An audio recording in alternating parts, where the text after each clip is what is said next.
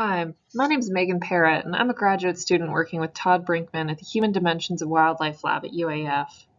We came to Lars because we wanted to answer a very simple question. What can a reindeer hear?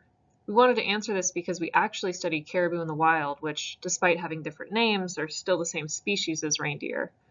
We're interested in how much caribou care about the noise created by humans, and specifically the loud sounds that can be created by industrial activity in the Arctic oil fields.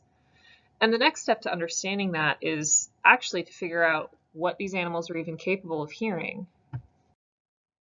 And there's already been some research done on this in the early 2000s, where scientists trained reindeer to respond to sound. This graph on the right is an audiogram, so each point represents a specific frequency and then how loud a sound has to be at that frequency for a reindeer to hear it.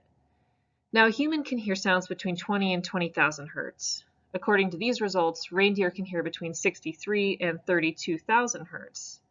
Now, the reason we took issue with these results is because the frequency that a reindeer bellows at when it's in rut is actually 55 hertz. And we thought it was weird that, according to this, they wouldn't even be able to hear the sounds that they were making when they were trying to attract a mate. So we thought we'd approach things a little differently and test these results ourselves. Instead of testing a behavior, we used an EEG to look at the brain's response when a sound was played on an earbud that we stuck into the reindeer's ear. The EEG was set up so that it would record any activity happening in the animal's auditory system, so then we could see if they were actually perceiving the sound. So our machine was limited in the frequencies that it could actually play for the reindeer, so we could only really accurately test sounds between 30 and 16,000 hertz. In the graph to the right, you can see our results in black and the previous results graphed in red.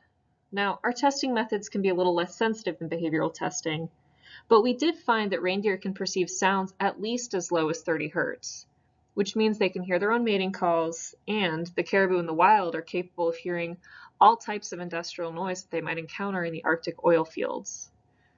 These results should allow us to explore how caribou may or may not be responding to human-made noise in the wild in our future research.